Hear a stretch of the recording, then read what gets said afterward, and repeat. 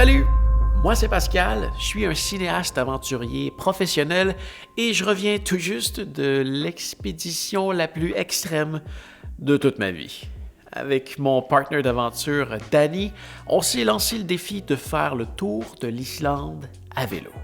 L'Islande, c'est un pays qui nous a gâtés en paysages à couper le souffle, autant en coucher de soleil qu'en chute, en bord d'océan, en fjord, en rocher, en montagne, en glacier, en iceberg, en faune sauvage, en canyon, et j'en passe. Mais c'est aussi un climat extrême qui nous a rendu la tâche plus compliquée à tous les jours avec son froid, sa pluie et surtout ses vents.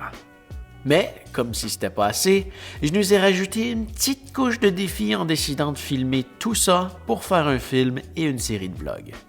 Et je pense que je suis arrivé à un tout autre niveau de qualité de production avec cette dernière expédition, et c'est pour ça que je veux partager avec toi aujourd'hui mes trucs pour capturer des belles images de ta prochaine aventure.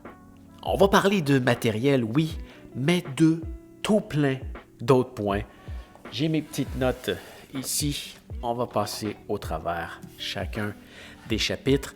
Et le premier, le plus important et bien avant la qualité de l'image, c'est la rapidité d'utilisation.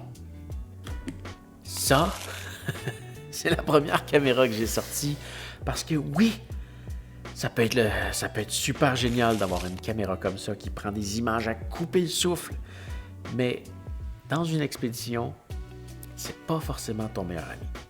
Je l'ai amené. On va venir plus tard pourquoi je l'ai amené, mais je vais te comparer ça avec une autre caméra.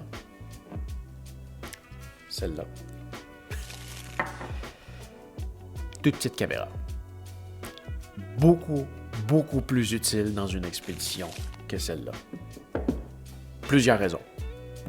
La première, le poids. Ça pèse pratiquement rien comparé à ça. Ça pèse pratiquement rien. Bon, à vélo, c'est pas la fin du monde si c'est un peu plus lourd. C'est ton vélo qui te traîne. Oui, il peut être un peu plus dur à faire avancer, mais c'est pas toi qui traîne son poids. À pied, ça fait une grosse différence sur ton dos. Traîner ça, tout ce qui va avec, les autres batteries et tout, les lentilles de rechange, peu importe, c'est lourd. C'est lourd à traîner. Donc ça, déjà, majeur avantage. La taille. As-tu vraiment besoin de faire une grosse comparaison entre les deux? La taille. Si tu peux t'amener 5 caméras comme ça va te prendre moins de place que celle-là. C'est pratique. Puis même là, avoir 5 caméras sans blague, ça pourrait être intéressant. Filmer plusieurs angles. Ça pourrait être intéressant. Donc, la taille, plus petit, moins de place ça prend moins de place dans ton sac. T'es limité à un moment donné. À vélo, pas pire, hein? T'as quelques sacoches, tu peux pacter ça quand même pas pire, mais l'espace se remplit vite. À pied, tu choisis ce que tu veux mettre dans ton sac. Ça c'est sûr que tu peux l'amener. Tu peux mettre dans ta poche, ça rentre n'importe où, ça. Stabilisation. La stabilisation, c'est un point qu'on va revenir un peu plus tard, mais ça... Tu peux shaker ça en tata, tu peux ne pas faire attention à comment tu es stable. Ça stabilise. Ça, c'est une DJI Action 5. Il y a un stabilisateur numérique là-dedans. Avec ça, oublie ça. T'as l'impression que tu filmes comme ça quand tu essaies de la tenir droite comme ça. C'est ridicule. C'est malheureux qu'on ne puisse pas encore avoir une aussi bonne stabilisation dans ces caméras-là. Il n'y a rien de plus stable que ces caméras-là. Ben oui, il y a plus stable, mais c'est très stable. On revient un petit peu plus tard sur la stabilisation. Capture de son. Ça a beau être une caméra, ça c'est un kit à 8000$. La capture de son est meilleure là-dessus. Moi, tu as y ajouté un autre micro, mais les 2 petits micros que sur le côté ici, c'est juste un micro de référence pour te jumeler au son que tu enregistres sur un micro plus professionnel. Là-dedans, déjà, tu as un son super cacane à la base, puis dès qu'il y a un petit peu de vent, tu entends juste ça. Avec ça, il y a une espèce de traitement de son qui se fait qui est quand même assez incroyable. J'ai eu des forts vents, puis oui, tu finis par les entendre, mais tu entends encore ta voix. C'est assez surprenant. Donc, traitement de son. En tout cas, si tu utilises les microphones natifs de chacune des caméras, tu vas avoir une meilleure qualité de son avec ça. Sensibilité à la lumière. Tu peux assurément avoir des lentilles qui sont très sensibles à la lumière avec ça. Ça prend juste une lentille avec une grande ouverture. Celle-là, ça pousse un ISO de tata. Je dis, t'as le même objectif pour le jour, ça filme super bien. Puis quand tu tombes dans des tunnels, puis là, dans le fond, ça, je te dis, c'est la 5, là, mais l'Islande, je l'ai faite avec ça, qui a une beaucoup moins grande sensibilité à l'obscurité. Et regarde ce que ça donnait dans un tunnel. Il n'y a pas tant d'éclairage que ça dans un tunnel, puis ça avait l'air de ça. Donc, quand même, très impressionnant. Ça donne encore un meilleur résultat. Donc, encore là, absolument génial. Niveau accessoires, tu peux attacher cette caméra-là sur plusieurs choses. Ce que je te recommande, ça c'est ce qu'on a utilisé tout le long, ça s'appelle une bite mount. Tu peux mettre ça comme ça dessus, et oui, c'est aussi rapide que ça à faire. Tu peux mettre la caméra dans ta bouche, comme ça, puis ça te fait une shot en POV. Tu peux avoir un point de vue de ce que tu fais. Donc, si tu es en train de pédaler sur ton vélo, tu peux voir tes deux mains sur ton guidon en train de marcher. Tu peux tourner la tête, filmer ton partner qui passe. Tu peux aussi filmer pendant que tu démontes ta tente, que tu fais des trucs. Ça donne des shots super intéressants de mettre la caméra dans ta bouche. Et non, essaie pas de la mettre sur ta tête, sur ton chest. Sur ton chest, ça a l'air bizarre, les bras sont pas à la bonne place. Sur ta tête, tu as l'air trop haut. Encore là, les bras sont trop bas, ça n'a pas l'air à la bonne place. Dans ta bouche, ça donne toujours le bon résultat. La bite mount, complètement génial. Sauf si tu as besoin d'expliquer quelque chose. Ensuite de ça, l'étanchéité. Ça, écoute, ça a une certaine résistance à l'eau, là, mais à la pluie, ça peut aller, mais ça fait toujours peur. Toujours peur. Ça n'a pas l'air si étanche. J'ouvre ça ici, je vois des petits... Je la laisse serrer quand il pleut. Ça, va être baigné avec. Ça va dans l'eau. Tu t'en fous qu'il pleuve. Mais tu peux l'amener dans l'eau réellement. Fait que... génial. Le coût. J'ai dit 8 000 $. Je ne me souviens pas par cœur, là, mais c'est 15 à 20 fois moins cher. Tu peux l'échapper, c'est solide. Tu t'en fous. Puis si tu te la fais voler, c'est pas comme si tu te faisais voler ça. Tu vas survivre. Voilà. Risque de vol. Beaucoup plus visible avec ça. Qu'avec ça. Rapidité d'utilisation. Encore là. Trop facile. Non, mais rapidité d'utilisation, ça, c'est un point vraiment, vraiment important. En fait, c'était le point que je voulais venir. J'ai fait un gros comparatif, là, mais le point numéro 1, c'est la rapidité d'utilisation. Parce que quand tu es en expédition, tu vas vivre beaucoup de misère. Tu vas passer au travers de mauvaises météos, tu vas passer au travers de journées difficiles, c'est des gros challenges, c'est exigeant physiquement et il va y avoir des moments où est-ce que tu n'auras pas le goût de filmer. Puis souvent, c'est ces moments-là qui sont les plus intéressants à filmer. Parce que tu es en train de traverser une passe difficile, tu peux être dans une grosse pluie, tu peux juste être fatigué, puis c'est là que tu prends les meilleures images. C'est quand tu n'as pas le goût de filmer que tu prends les meilleures images, puis si de filmer, c'est difficile. Hein. Imagine que si on se dit que pour faire pour filmer quelque chose avec celle-là, parce que justement, ça te prend de quoi pour stabiliser, puis tout. Tu sais, si tu prends le temps de la mettre sur un trépied, de sortir ton micro, de le connecter dedans, ça, sortir ton trépied, de l'ajuster, de le visser dessus, de le déposer, puis que là, tu fais une shot absolument incroyablement bien cadrée et tout. C'est sûr que tu vas avoir de quoi être super bien avec ça. Mais tu le feras pas. Tu le feras pas parce que c'est trop long à faire, puis tu es déjà épuisé. Alors qu'avec ça, tu fais juste aller la chercher dans ton sac. Celle-là, en fait, les deux, ils étaient dans mon sac de guidon en avant. Tu fais juste la prendre, tu pèses sur Record et ça enregistre déjà. Ça prend 1 seconde à partir. Elle est éteinte, puis elle filme dans un délai d'1 seconde. Puis quand tu arrêtes ton enregistrement, si tu fais rien pendant 3 secondes, ta caméra s'éteint. Tu peux la ranger. Tu continues. Tu fais des trucs. Ça n'a pas été difficile. Puis quand je te dis que c'est dans les circonstances où est-ce que tu as moins le goût de filmer que tu prends les plus belles shots, ben le jour 5, c'est exactement ça qui est arrivé. On était dans une tempête de vent, de pluie, de froid. C'était dégueulasse. La seule chose qu'on avait envie de faire, c'était de se trouver un abri le plus vite possible. Puis comme c'était facile, ben, je l'ai sorti. Je l'ai mis là-dessus. Ça a pris 1 seconde. Je l'ai mis dans ma bouche. J'ai commencé à filmer. Puis on a eu ce shot-là.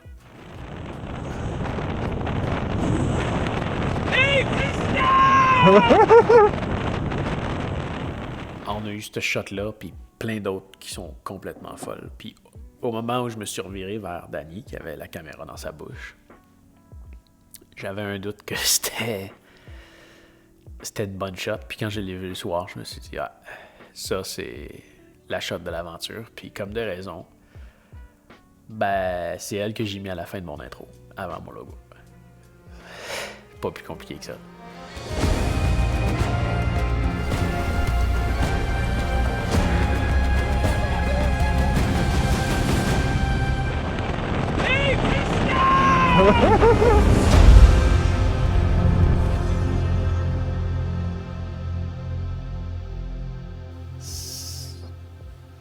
C'est quand tu es dans des périodes difficiles que tu as les meilleurs shots. Donc vraiment, puis tu sais, ça s'applique à tous les moments. Quand tu as quelque chose à dire qui te passe en tête, sur ta caméra, tu le dis. Peut-être que tu l'utiliseras pas, cette shot-là, mais quand tu vas réécouter ça en rentrant, que tu vas trier toutes tes images, ça va te repopper un souvenir, tu vas peut-être pouvoir te prendre une note de quelque chose, à discuter dans ton film ou quelque chose, ou peut-être que tu vas utiliser quelques mots de ça. Ça fait aussi en sorte que, tu sais, il y a plusieurs fois qu'on était juste en train de discuter, puis j'ai sorti la caméra comme ça, je nous ai filmés, puis ça a réussi à capturer des super belles émotions, des fous rires qui éclatent, des rires de désespération, juste parce que on a compté ce qui se passait à la caméra. Tu vas chercher des belles choses comme ça en filmant tout le temps parce que c'est facile. Donc réellement, la simplicité de filmer, c'est ce qui passe avant tout parce que c'est ce qui fait en sorte que tu vas avoir des shots que tu n'aurais pas filmés si ça n'avait pas été facile. Tu aurais abandonné ces shots-là.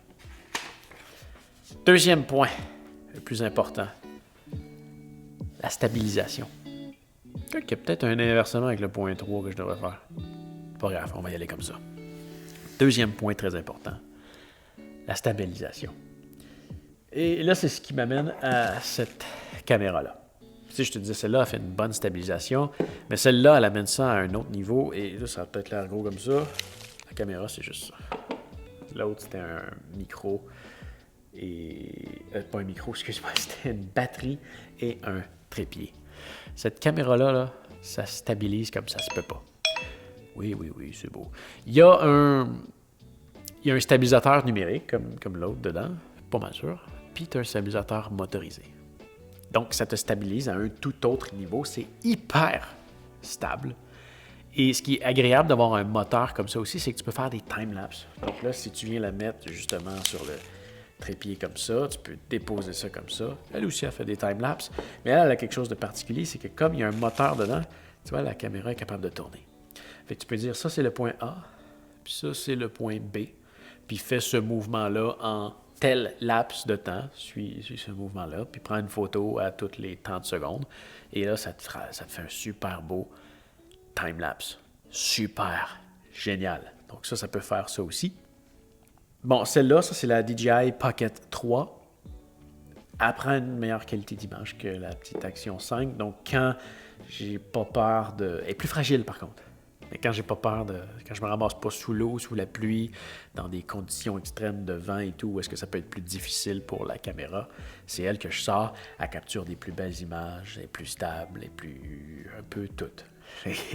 C'est là que ça devient intéressant. Mais la stabilité, c'est super important parce que si tu te mets à filmer quelque chose, celle-là, oui, elle prend des plus belles images que elle, puis la différence est énorme.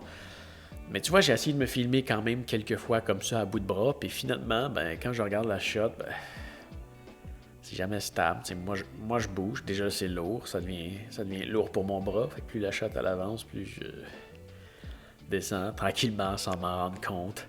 Puis ça shake un petit peu. Si je marche, là, on oublie ça. Là, ça shake beaucoup trop. Je l'ai fait quelques fois.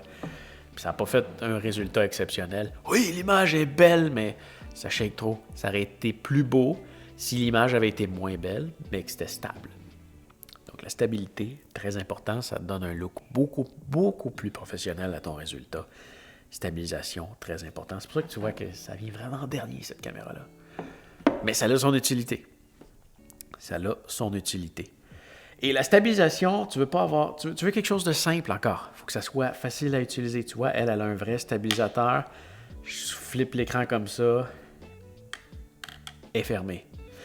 Quand tu vas te prendre un stabilisateur pour une caméra comme ça triple la taille de ta caméra, là, parce que tu te ramasses avec une patente autour, plus un gros pied en dessous, ça prend du bois, c'est un truc de plus qu'il faut que tu recharges, c'est des batteries de plus qu'il faut que tu traînes.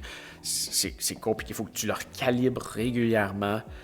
C'est pas agréable à utiliser, surtout pas en expédition. Tu fais juste te rajouter une complexité que tu veux pas en expédition. Alors qu'avec une petite caméra-là qui réellement prend des images vraiment belles, tout ce que tu fais, tu flippes ça comme ça, voilà, c'est parti. Tu as un vrai stabilisateur, comme tu mettrais là-dessus, mais sur une petite caméra qui prend quand même des super belles images. Avec une petite caméra comme ça, pas d'excuses, c'est assez beau, à moins que tu sois sur une expédition où est-ce que tu as un caméraman qui est là exprès pour te suivre. Si c'est toi qui filmes ton expédition, je pense pas que tu veux d'autre chose que ça. Peut-être que je me trompe, je pense pas que tu veux d'autre chose que ça. Troisième point, que j'aurais peut-être dû mettre en numéro 2. J'aurais vraiment dû mettre ça en numéro 2. Plus important encore que la qualité d'image, la qualité de son. Très, très, très important, la qualité de son. C'est important, c'est plus important que ton image. La preuve, en fait, l'idée, c'est que ce qui est le plus important, c'est le message que tu livres. Dans ton film, c'est le message que tu livres. Et si on prend un exemple là, présentement, imagine que on enlève l'image, puis je continue à te parler.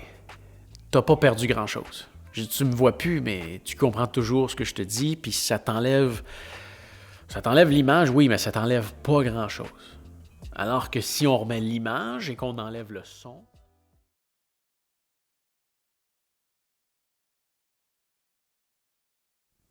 ce que je disais, c'est que de me regarder, ça te donne pas grand-chose et que ça donne plus de sens. Je l'avais dit mieux que ça, là, mais on va la repasser, tiens. Ben là, tu comprends plus ce que je dis et me regarder, ça fait plus vraiment de sens. Donc, le son est plus important que l'image. Tu viens de voir pourquoi. Et pour ça, il faut y porter une attention particulière.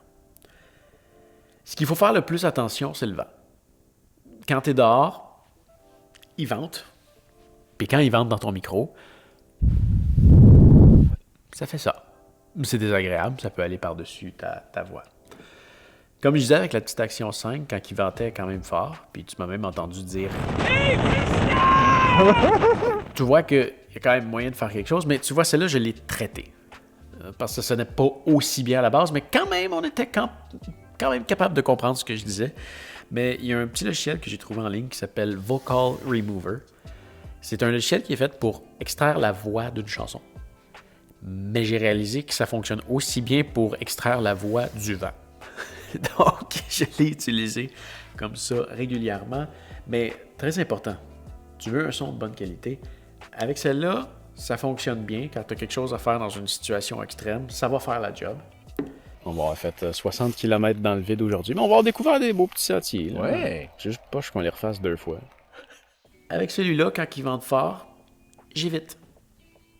Parce qu'il ne traite pas le vent aussi bien que la petite caméra. Mais, tu as un petit micro comme ça, que tu peux venir brancher sur toi, que tu peux mettre avec un aimant collé en dessous ici. Et avec la petite moumoute de poil, ça l'aide beaucoup. Et moi, ce que je fais souvent, là, c'est que ça, je viens de mettre en dessous de mon chandail, comme ça. Ça fait plus professionnel, parce que c'est discret, au lieu de coller ça sur ta calotte ou des endroits totalement ridicules. Tu peux aller cacher ça en arrière de ton chandail. J'essaye de l'aligner là, avec un autre écusson, là. J'ai été un peu vite. Mais ça fait déjà... ton chandail va couper du vent. Puis tu as la moumoute de poil en plus, donc ça donne quand même un bon résultat. Tu peux pas le faire en dessous d'un gros manteau. Si c'est trop isolé, ça va isoler ton son aussi. Mais ça donne des bons résultats. Par contre, tu vois l'importance que je te dis que ce soit rapide. Tu as vu, c'est quand même pas long à installer, mais quand tu es en expédition, tu es fatigué, tu es concentré sur la progression de ton expédition, de ta journée, de ta distance à faire. Tu n'as pas le goût de faire ça. Puis c'est pour ça que je m'en suis jamais servi. Jamais. Vraiment jamais. Correction. Je m'en suis servi une fois, peut-être 2. De façon à avoir accès à mes affaires quand même assez rapidement. Donc, comment ça marche? C'est que sur celle-là ici... Sinon, dans des situations plus extrêmes, où là, je veux vraiment filmer quelque chose parce que c'est important, ben là, j'ai un micro qui est beaucoup plus adapté à couper le vent. Le soir, on se trouve dans une place où dormir, on monte notre campement, on est bien dans notre tente, on passe une super bonne nuit. Mais encore là, ça a ses limites. Si tu veux vraiment, vraiment être équipé contre le vent, dans un pays comme l'Islande, ça aurait pris un truc comme ça. Mais là, tu comprends que ça, c'est ridicule à traîner en expédition. C'est beaucoup trop gros. Il faudrait que je traîne ce micro-là en plus. Celui que tu utilises là, ça, c'est fait pour rentrer dedans. Mais non. ça diffuse le son. Fait que le poil, il gobe le son. Ensuite, tu as un filet ici qui coupe encore le son en dessous de ça. Puis le micro, il est loin du bord. Donc, le vent se diffuse à l'intérieur. Et ça fait pas le fameux... Voilà. Donc, voilà pour la qualité de son. Les moumoutes de poil, le Vocal Remover, on a parlé de tout. Donc, fais vraiment très attention à ta qualité de son. Fais des tests avant de partir avec ton équipement. C'est très important. Ah, ça, c'est un point vraiment le fun. Avant même d'amener une bonne grosse caméra, il y a un outil absolument génial qui va amener ta production à un tout autre niveau. Le drone. Ah, et le drone. Moi, j'ai été vers le DJI Mini 4. Et oui, il est mini. Si je l'ouvre. Et là, ça, bon, quand je te dis, on parle de rapidité, ça, c'est lent à utiliser, mais j'ai quand même été vers une option rapide. Il y a des drones qui sont plus lents à utiliser que d'autres. Lui, il est quand même pas si pire. Tu vois, lui, il est ouvert, mais on n'a pas fini. Je ne montrerai pas tout ça d'un coup, on n'est pas en course en ce moment. Le drone. Pourquoi j'ai pris un Mini 4? 2 raisons. Premièrement, il est petit. J'ai tout là-dedans. Ma manette, mes batteries, le drone.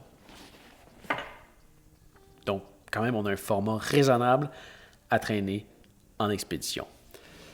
J'aurais aimé ça en avoir un de meilleure qualité. Bon, ça coûte plus cher aussi. Mais lui, déjà, il prend des super belles images. Vraiment. Puis il est petit. Puis il est léger. Et, ça c'est l'autre point, le deuxième point, il pèse 249 grammes. Et ça, ce qui est important avec ce poids-là, c'est que dans la majorité des pays, les réglementations sur les objets volants commencent à 250 grammes. Donc lui, il passe juste en dessous de ces fameuses réglementations-là. Donc c'est beaucoup plus facile, légalement, de voler avec ce drone-là. En Islande, c'était pas un problème parce que les réglementations plus sévères commencent à partir de 25 kilos. Donc, c'était vraiment pas un problème. Mais quand même, c'est le drone que je prends pour... Même ici, chez moi, j'ai mon brevet de pilote, mais c'est tellement juste plus simple. Il y a moins de... en fait, il n'y a pas vraiment de permission à demander. Avec l'autre, même avec le brevet de pilote, il y a des réglementations. C'est plus compliqué avec lui. Tu pars, tu voles. Merci, bonsoir, c'est réglé. Bon, ensuite de ça, quelques trucs quand même pour voler. Oui, avec lui. Il y a des batteries de plus longue durée qui font en sorte que ton drone pèse plus que 250 grammes. Je les ai pris pour l'Islande vu que j'avais le droit. Voilà. Ensuite, filmer à 60 images par seconde. Normalement, je filme à 30 images par seconde. Ça se peut que tu filmes à 24 images par seconde aussi. Filmer à 60 images par seconde, c'est important parce que ça va te permettre de faire un ralenti de tes images. Et vraiment, là, ça change tout. Il y a quelque chose avec les images aériennes qui fait en sorte que c'est juste toujours plus beau au ralenti. C'est comme ça. Tu peux en juger par toi-même. C'est toujours plus beau au ralenti. Donc, je filme toujours à 60 images par seconde. Autre chose, c'est vrai, tu vois ici en avant, j'ai un filtre ND. Ça coupe la lumière. Je prends plus la peine, on dirait, de m'appliquer avec le drone. Il y a une idéologie en vidéographie qui fait en sorte que ta vitesse d'obturation doit être le double de ton ouverture. Donc, si, dans ce cas-ci, je filme à 60 images par seconde, je vais être à 1/120e en termes de vitesse d'obturation. Ce qui fait en sorte que ça donne une image plus fluide. On dirait que sur un drone, ça arrive plus souvent qu'on voit justement l'espèce de saccadement. Donc c'est pour ça que j'y porte une plus grande attention, je crois. En fait, on devrait toujours faire ça sur tous les appareils, sur toutes les caméras, mais avec le drone, j'y porte une attention particulière. Donc j'ai mon kit de filtre ND ici. Donc ça c'est un paquet de filtres qui sert à réduire la quantité de lumière qui se rend à l'objectif pour que je puisse atteindre mon fameux 120e d'image. Ma vitesse d'obturation à un 120e. Aussi, c'est super lumineux. Je pourrais mettre un ND64. Là, la dernière fois, j'avais mis un ND16. Si c'est pas très lumineux, tu mets juste rien. Puis tu peux aller chercher ton 120e. Autre chose super importante, la manette. Tu vas voir quand tu vas magasiner tes drones, tu peux payer un petit peu plus cher et avoir l'option d'avoir un écran sur ta manette. Ça vaut la peine. Ouais. Je te jure que tu veux pas une manette de drone qui te fait utiliser ton téléphone cellulaire. C'est de la merde. C'est plus long à configurer. Il faut que tu sortes ton téléphone, que tu l'attaches dessus, que tu le connectes. T'as pas ton fil. Puis là, il y a une perte de connexion. Puis là, tu vois plus. Il faut que tu ouvres ton application aussi. Il y a de quoi qui plante sur ton téléphone. Tu reçois un appel ou peu importe. Il y a de quoi qui plante. Ton téléphone il est dans les airs. Puis là, tu vois plus rien parce que. Non. Prends une manette avec un écran. Ça va être plus rapide à partir. Tout est déjà configuré dedans, il n'y a pas rien qui peut se déconnecter, ça va juste mieux. Prends une manette avec un écran tout le temps. Au niveau des batteries, ça ressemble à ça. Chez DJI, ils ont un super beau caisse. Tu es capable de voir l'état de tes batteries. Si tu pèses sur le petit piton ici, tu es capable de voir l'état de tes batteries. Et de la façon que ça fonctionne, c'est que quand tu charges, ça va charger la batterie la plus pleine. Ça ne charge pas les trois en même temps. Ça envoie toute l'énergie sur la batterie qui est la plus pleine pour que tu aies une batterie pleine le plus vite possible. Et fais des backups régulièrement. On va y venir plus tard sur les backups, mais il y a de quoi de particulièrement important sur ceux d'un drone Parce que dis-toi qu'à chaque fois que tu l'envoies dans le ciel, c'est peut-être la dernière fois que tu l'avais. Ça m'est jamais arrivé d'en perdre un encore. Mais il y a un risque. Hein? Tu l'envoies quand même des fois loin. À 1, 2, 3, 4 kilomètres. Ça se peut que tu ne le revois pas. Coup de vent, un arbre, une montagne, une perte de signal. Ça a déjà passé proche quelques fois, mais j'ai jamais perdu. Il y a un autre concept qui est important de respecter. S'il vente fort, vole contre le vent. Ou vole pas. Mais des fois, ça vaut la peine de voler. Donc, vole contre le vent. Je t'explique. Si tu pars avec le vent, ben allez, ton drone, il va s'en aller. Quand tu vas essayer de revenir, tu seras peut-être pas capable. Il va peut-être être déjà trop fort pour qu'il puisse avancer, fait qu'il va peut-être juste continuer de s'éloigner. C'est une possibilité. Puis il va s'épuiser. Si tu essaies de revenir contre le vent, là, les hélices ils vont tourner à une vitesse là, hallucinante, puis ta batterie là, va se vider. Fait que ouais, ça peut te prendre 1 minute de t'en aller par là, puis réellement, là, ça pourrait te prendre 1 demi-heure à revenir. C'est à ce point-là. Il y a une fois que je volais, là, le vent il était tellement fort, puis c'est ça, j'étais parti contre le vent. Ça m'a pris beaucoup de temps à m'éloigner, puis je suis revenu super vite. Puis quand j'ai arrêté, en revenant, rendu à moi, il volait comme ça pour combattre le vent. J'avais jamais vu ça avant, c'était arrivé juste une fois, mais ouais, c'était à ce point-là. Donc, pars contre le vent, tu vas avoir de la misère à t'éloigner, tu vas revenir facilement avec. Très important. Surtout si tu es au-dessus de l'eau. Bon, il y a un concept que je vois souvent, c'est des gens qui conduisent un drone qui font cette erreur-là, et c'est qu'en pilotant le drone, ils passent leur temps à faire des corrections. Ça veut dire, tu t'avances dans une direction, ah wow, c'est beau. Ah, c'est beau un petit peu à droite, je m'en vais un petit peu à droite. Ok, ouais. Ah non, je vais reculer, je vais m'en aller un peu à gauche comme ça, puis là... Ça donne rien de faire ça. Tu garderas rien, ça va être tout de la scrap. Première chose que je fais avant même de décoller mon drone, c'est que je pars l'enregistrement. Ben, sur Python Record. J'enregistre tout. Tout le temps que mon drone est dans les airs, je filme. Tu vas passer des fois, il peut y avoir un oiseau qui passe pendant que tu es en train d'avancer, qui passe à côté de ton drone. Ça te fait une super shot. Si tu filmes pas, c'est con, mais tu l'as pas. Tu l'as vu, mais tu l'as pas. C'est vraiment, vraiment poche. Filme tout le temps. Puis, personnellement, je tombe aussi tout le temps dans un mode de concentration sur mon vol. Puis, ah oui, c'est beau, puis j'oublie de filmer. Fait que non.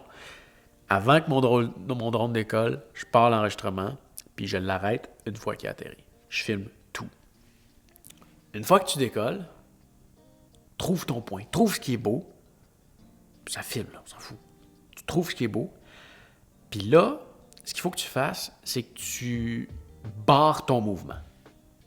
Ton mouvement, ça peut être d'avancer vers quelque chose. Hein? Tu trouves, il y a une montagne là-bas, par là, c'est beau, parfait, t'avances, en ligne droite.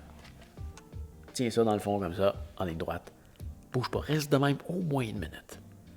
Laisse ton drone avancer.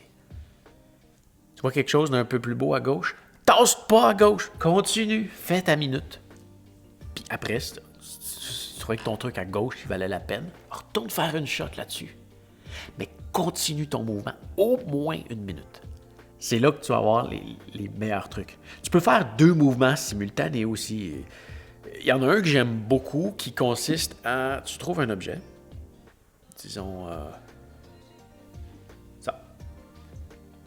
Là, ton drone est au loin. Puis là, tu tournes autour. Comme ça. Ça, de la façon que ça se fait, c'est que tu prends un joystick qui s'en va à droite. C'est ce que je faisais. Donc, il s'en va à droite à fond.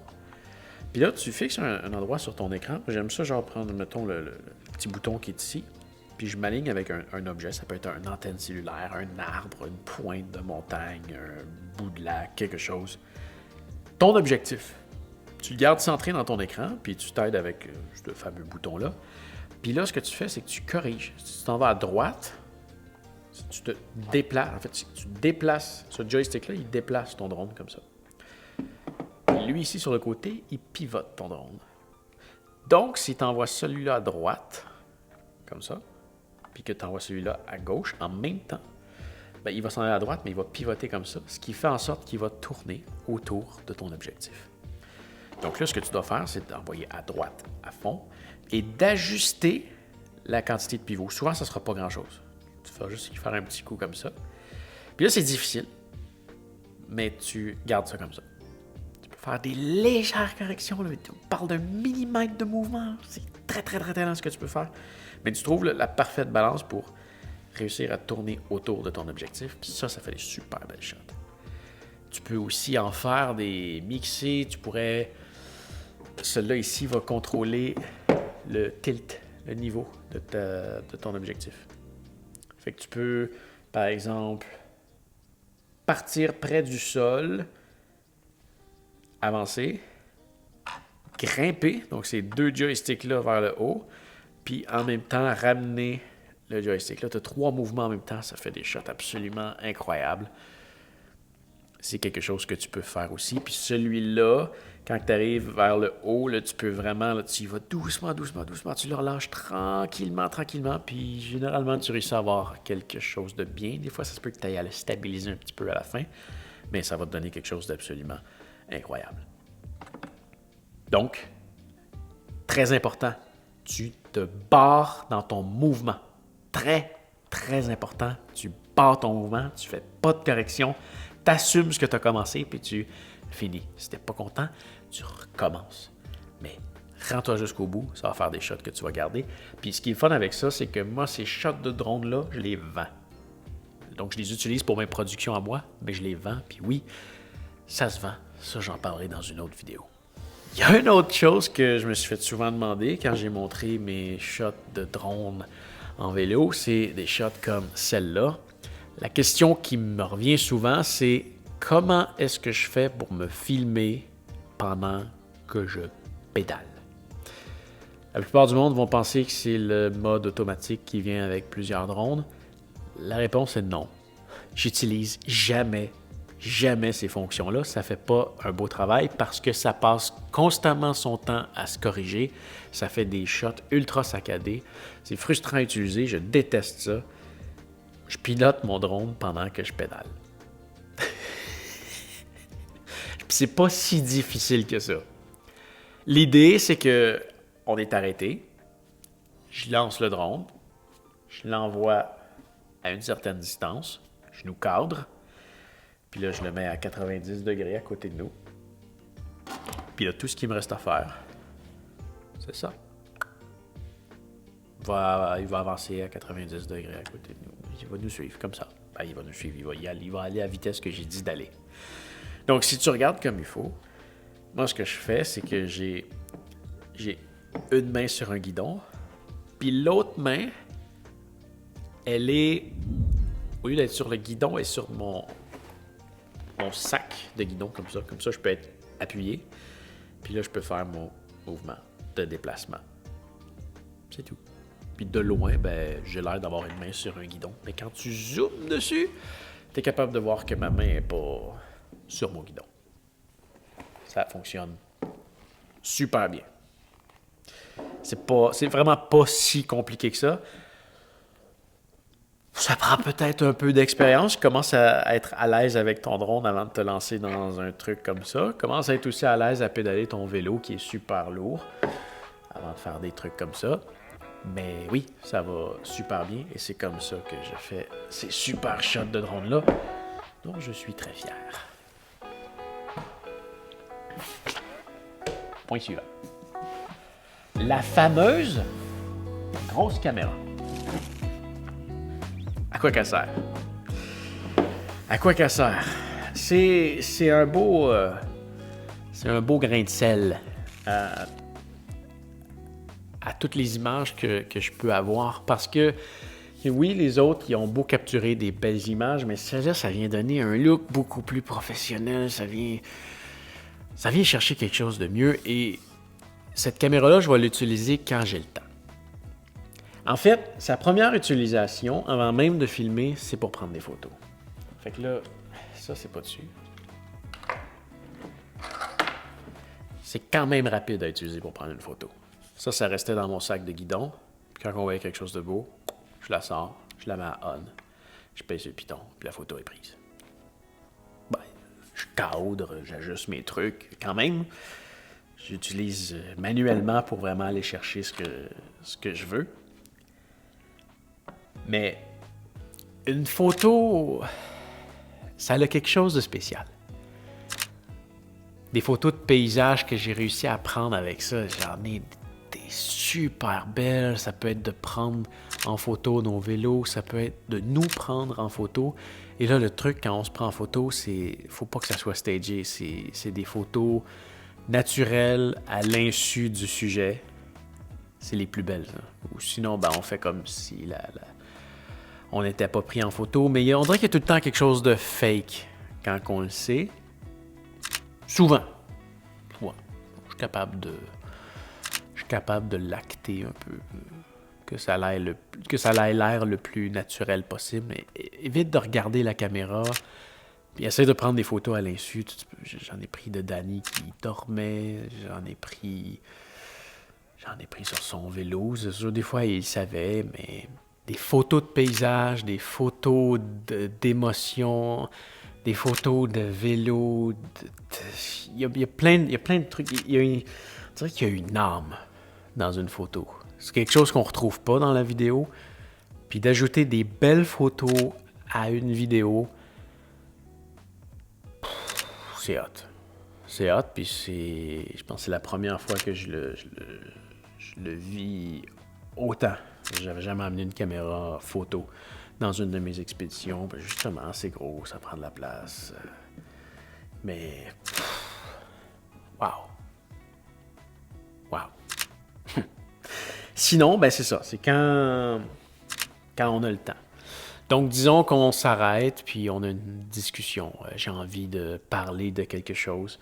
On se fait une espèce de petite interview où on partage un moment, on est en train de souper ensemble, puis je sors ça, puis je filme notre souper.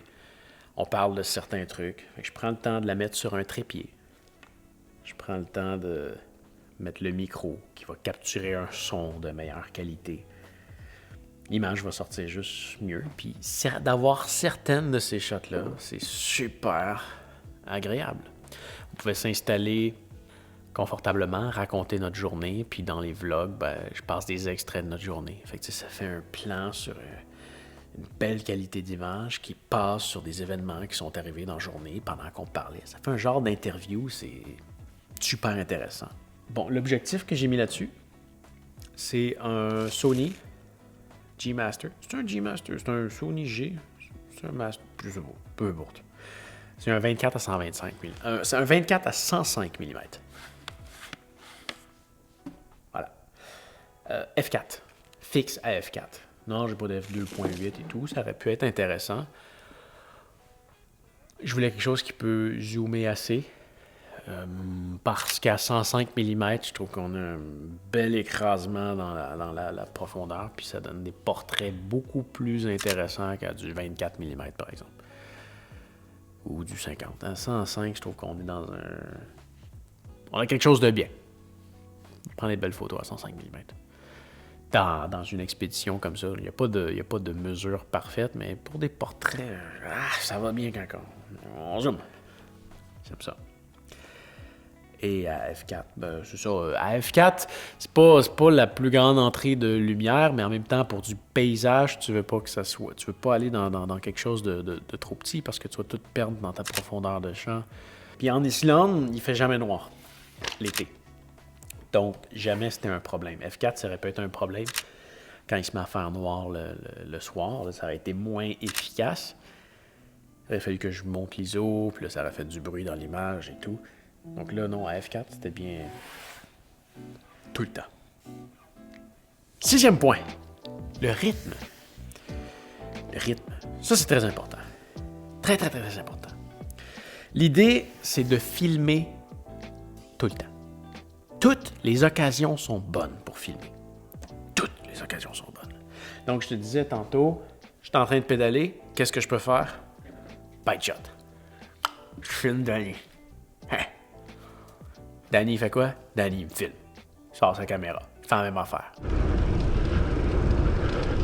Tu filmes-tu quelque chose, toi? Hein? Ouais? Toi? Je sais pas.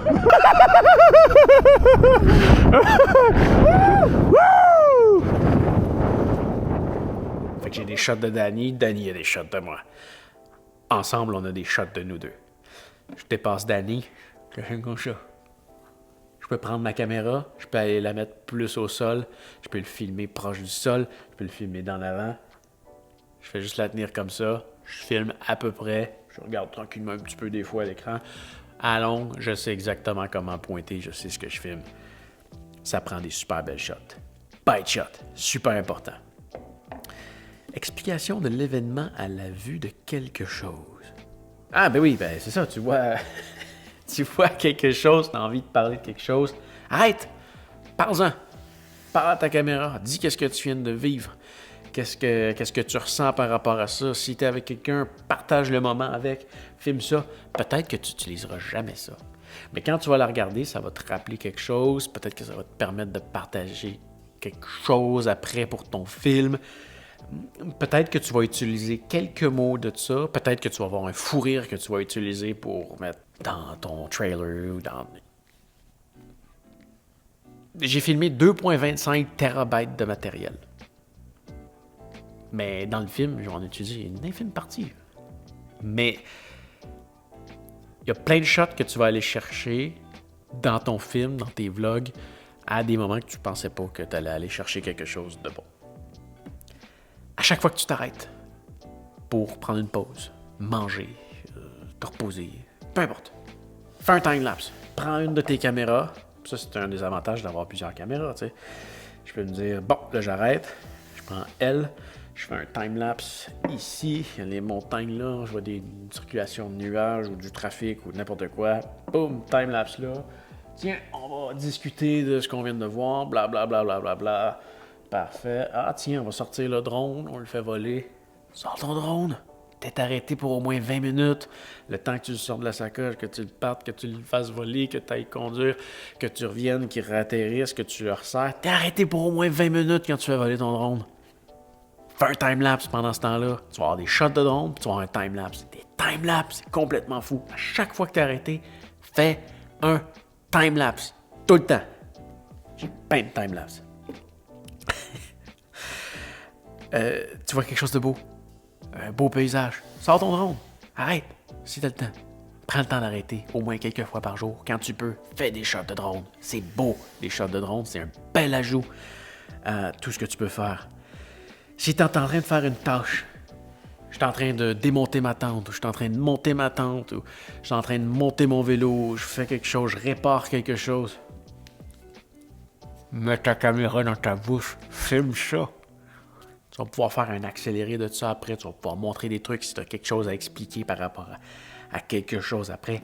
Filme. Tu vas voir tes deux mains dans l'action. C'est super cool. Qu'est-ce que tu peux faire avec ça? Prends des photos de paysages. À chaque fois que tu vois quelque chose de beau, prends ta caméra, prends une photo. Tu n'utiliseras peut-être pas la moitié de ces photos-là, mais tu vas prendre... Tu es sûr de prendre plus de belles photos si tu en prends plus.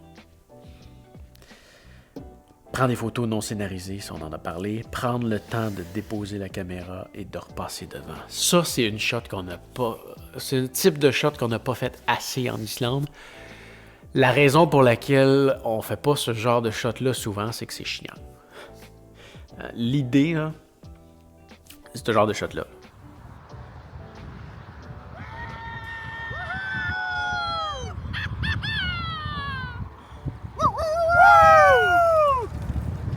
C'est super beau. À chaque fois que je fais ces shots-là, je les utilise. Plusieurs fois.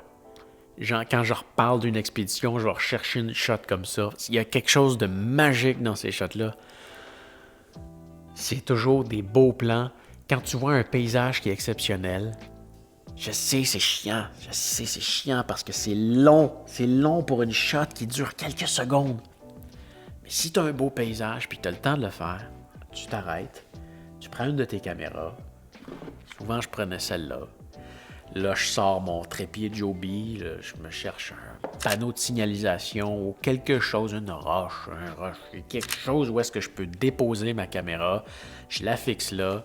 Tu recules, tu retournes sur tes pas, tu recules de 100, 150 mètres, tu reviens, puis tu repasses à côté de ta caméra. Tu peux l'ignorer, faire comme s'il n'était pas là, tu peux dire bonjour, dire que tu es content, tu peux... Fais ce que tu veux, fais ce que tu as envie de faire. Ça fait toujours des belles shots. Puis là, le truc, c'est qu'une fois que tu es proche d'avoir fini de passer, continue! Continue encore un 10 mètres après ta caméra, puis là, commence à freiner. Si tu freines, si tu m'as freiné trop proche, là, tu vas devoir freiner, ça fait bizarre, ça casse un peu ton mouvement. Un bon acteur continue sa scène à l'extérieur du cadre. Continue un 10 mètres, puis là, freine. Commence à faire ton freinage, sinon ça va paraître. Progresser avec le drone dans les airs. Oui, ça, c'est une autre affaire. Le drone, là, si t'es pressé, et des fois, on a fait ça. On a avancé de 4-5 km avec le drone qui nous suit. Ben, je le pilotais, là, mais il nous suit. Fait que t'avances, tu en faire une shot, il nous suit de côté. En refaire, en faire un autre, il nous suit en arrière. Oh, on essaie de se dépasser avec le drone. Pas facile à faire, cette shot-là, de rester centré avec la route puis de passer ça en pilotant. Ben déjà, pas en pilotant, c'est pas si simple que ça. En conduisant ton vélo, c'est très difficile, mais j'ai réussi à en faire des pas pires. Tu peux en faire en avant de toi, tu peux en faire de l'autre côté, tu peux en faire en diagonale, tu peux en faire dans tous les angles. Tu continues d'avancer. Si tu as un beau paysage, tu continues comme ça. Fait que tu réussis à progresser en kilomètres, puis tu réussis à faire des belles images en même temps. 7e point, avant-dernier, les backups. Les backups. Ça, je suis assez freak là-dessus. À tous les soirs. En fait, bon, on va commencer par les cartes mémoire. Dans mes caméras, je mets mes grosses caméras. J'ai des cartes mémoire d'1 TB dedans. Je me casse pas la tête. J'ai plein de place. Dans mes plus petites caméras, c'est des cartes mémoire de 256 GB et je pense m'en aller vers les prochaines vers des cartes de 1 TB aussi. La raison pour laquelle je vais avec des grosses cartes comme ça, puis je vais avoir des cartes en backup aussi, au cas où il y en a qui soient pleines, c'est que je ne vais jamais effacer l'information qui est sur ma carte mémoire. À moins que je sois vraiment mal pris, hein. Jamais j'efface les informations qui sont là-dessus. Parce que quand tu fais tes backups, ça se peut que tu oublies d'en transférer accidentellement, qu'il y ait quelque chose qui se passe dans le transfert, qu'il y ait un fichier qui soit corrompu dans ton transfert. Jamais je supprime pendant l'expédition mes fichiers sur ma carte mémoire. À moins de ne pas avoir le choix. Et l'idée, c'est qu'à la fin de la journée, je prends tout ce que j'ai filmé, puis je renvoie ça dans soit mon ordinateur, soit dans un SSD externe. Prends pas un disque dur, c'est trop fragile. SSD, beaucoup mieux. Transfère ça dans un disque, dans ton ordi, quoi que ce soit. Ça te prend des backups. Et là, le truc, c'est que la règle principale d'un backup, c'est que ta copie ne doit jamais être avec ton original. Ta copie ne doit jamais être avec ton original. Ça veut dire que si on se met dans un exemple de vie courante, présentement, mes images d'expédition, je les ai chez moi et sur le cloud, qui est Dropbox dans mon cas. Si je n'avais pas Dropbox, j'aurais une copie sur un disque chez mes parents, chez un ami, pas à la même adresse.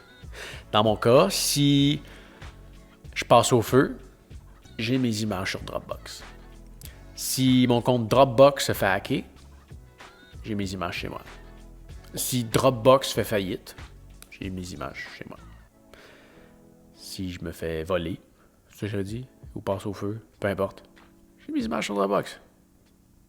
Si c'est tout en même adresse, tu peux avoir un méga problème si tu perds tes images. En expédition, c'est pas aussi facile de se faire une copie ailleurs, là. Mais tu vois, dans ce cas-là, on était 2, donc moi, j'avais ma copie, puis je pense qu'on était même à 3 copies. Donc, je les avais sur ma carte mémoire, je les avais sur mon ordinateur, puis je faisais une copie dans un disque à Danny. Donc là, j'avais mes données sur moi, puis il y avait mes données sur lui.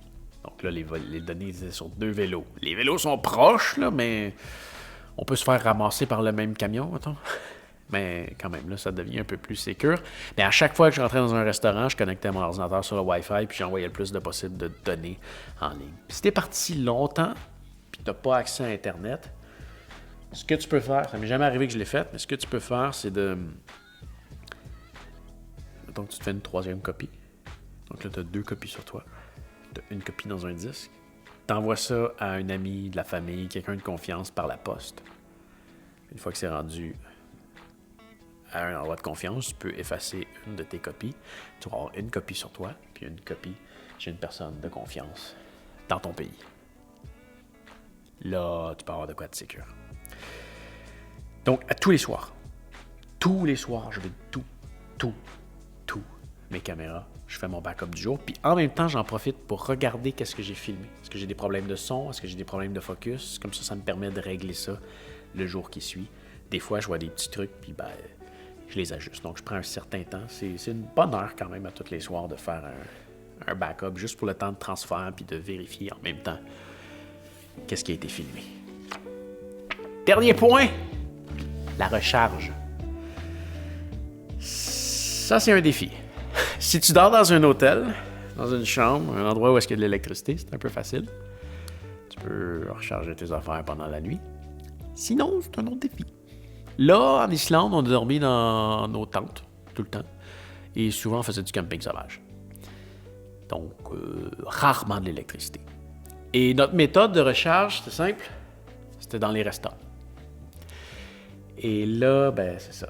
Il y a une caméra, il y a un drone, il y a la télécommande du drone, il y a plein de batteries pour le drone, il y a l'ordinateur, il y a la batterie de rechange, il y a les batteries de caméra. Il y avait du stock à charger.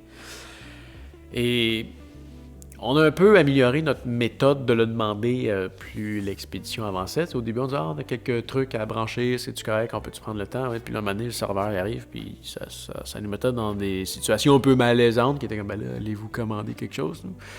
Fait que ce qu'on a fini par faire, là, tu rentres dans un restaurant, puis le radar qui se fait aller, là, tes spots, là, les prises de courant, une prise de courant, là, table, là, parfait. Demande au serveur, on aimerait ça avoir cette table-là, c'est-tu possible? Oui. Puis là, tu y expliques. Excuse-moi, on aurait quelques appareils à brancher. C'est quand même plusieurs appareils. Est-ce que c'est correct? Puis ils disent toujours oui. En tout cas, en Islande, ils disaient toujours oui. Et là, une fois qu'ils disaient oui, je leur expliquais. Je dis là, on a beaucoup de matériel. On va avoir l'air de déménager. On va prendre un certain temps pour connecter nos appareils, pour toutes les brancher, pour qu'ils commencent à charger tout de suite. Puis après ça, on va commander. Puis à partir de là, juste en disant ça, c'était correct. Ils comprenaient, ils nous laissaient nous installer, puis ils attendaient qu'on fasse signe pour qu'on commande. Vraiment, c'était la méthode à faire, ça allait super bien. Bon, pour la recharge, il y a des trucs super importants. Et je l'ai réalisé dans ma période de test. C'est pour ça que c'est important que tu fasses une sortie test avant ton expédition. Ce que j'avais acheté, c'était ça.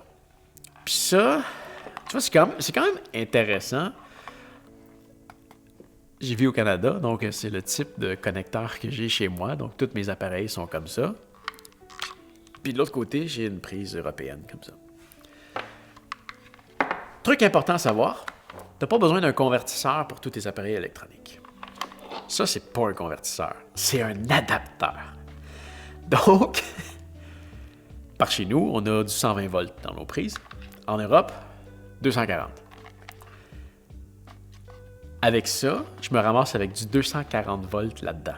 Ça peut être dangereux pour certaines choses si tu utilises un séchoir à cheveux ou des appareils à grosse électricité comme ça, un toaster, des affaires de même. Tu peux le faire sauter. Si c'est pas le même voltage, en fait, tu vas le faire sauter. Par contre, les appareils électroniques, de ce que j'ai remarqué, là, tu sais, toutes les power supply là, qui... Voyons, il est où mon power supply? Tu sais, qui ressemblent à ça. Regarde les petits écriteaux. La plupart, en fait, la totalité de ce que j'ai chez moi, là, ton chargeur de laptop, tes petits connecteurs USB, ces patentes-là, là, tout ce que j'ai chez moi, ça supporte de 100 à 240 volts. Donc, ce que je comprends, là, c'est que les compagnies ils font juste changer le connecteur. Ils font des power supply mondiales qui sont faites pour marcher mondialement, puis ils font juste changer le connecteur. Ils se cassent pas la tête, ils ont déjà tout en dedans. Ils font pas plusieurs modèles de power supply, ils en font juste un, puis ils font juste changer le connecteur. Fait qu'ils sont déjà prêts à fonctionner sur tout. Donc, tu peux le brancher là-dedans. Pour moi, ça n'a pas été un problème. Vérifie quand même avant de le faire si c'est correct. Mais dans mon cas, c'était toujours correct. Bon, cela dit, quand j'ai fait mon test, il y a un truc que j'ai remarqué, c'est que ces fameux connecteurs-là, là, c'est des petits connecteurs cheap et ça charge extrêmement lentement. Et quand tu veux recharger dans un restaurant, tu veux que ça aille vite parce que tu ne passeras pas la journée là. Ce que je te recommande, puis ça, tu peux le brancher là-dedans. Ça va. Ça va vite. Le problème, c'est vraiment juste ces connecteurs USB-là sont ultra lents. Tu veux te brancher. Ce que tu branches là-dedans. Ça, c'est le Anker Prime 747. Ça charge super vite. C'est 150 watts partagé sur tous les connecteurs. Plus tu en utilises, moins ça charge vite, mais ça charge quand même vite. Écoute, la différence est si majeure là, que pour charger là, vraiment toutes mes affaires, là, drone, télécommande, caméra, laptop et tout, avec ça, je suis capable de faire le tour de tous mes appareils là, de vide à plein total en à peu près 3 heures. Avec ça, ça serait probablement plus de 24 heures. C'est stupide à ce point-là. Donc, ça te prend un chargeur rapide. Au moins un chargeur rapide. On aurait peut-être pu en prendre 2. Mais oui, ça fait toute la différence. Très important. Batterie backup, même principe. C'est quand même intéressant à voir ça. Batterie backup pour recharger les appareils une fois que tu es parti. Tu peux pas recharger tous tes appareils plusieurs fois avec ça. Là. Moi, je rechargeais mon téléphone puis cette caméra-là avec ça, c'est tout. Peut-être un petit peu d'autre chose une fois de temps en temps, mais c'est tout. Tu veux quelque chose qui charge tes appareils rapidement aussi, parce que quand tu te mets en mode charge, tu veux que ça soit réglé rapidement, mais tu veux une batterie qui peut se charger rapidement aussi, parce que Danny avait d'autres types de batteries, puis il ne réussissait jamais à les charger au complet. C'était là. Avec ça, en à peine plus d'une heure, je passe de vide à plein avec un chargeur comme celui-là.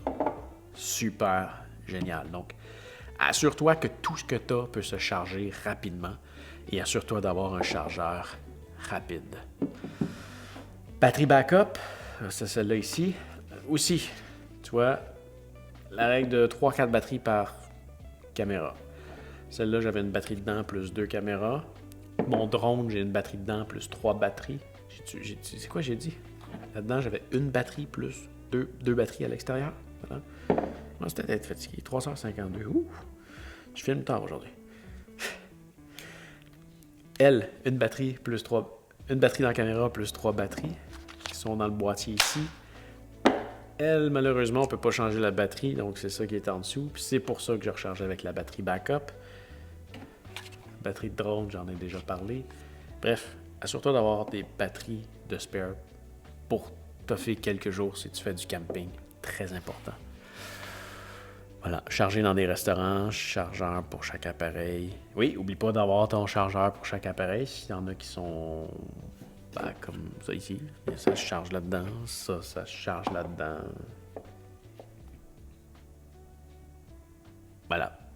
Ça prenait un chargeur spécial. Ça se recharge pas USB malheureusement. Donc assure-toi d'avoir tout ce qu'il faut pour recharger tes trucs. Et voilà. Ça fait le tour. J'espère que ça va t'avoir aidé. Et sache que je pense faire une formation plus complète éventuellement. Je laisserai un lien quelque part si je le fais. Et en attendant, sache que j'aime ça faire de la formation 1 à 1 et j'adore parler de ce sujet-là.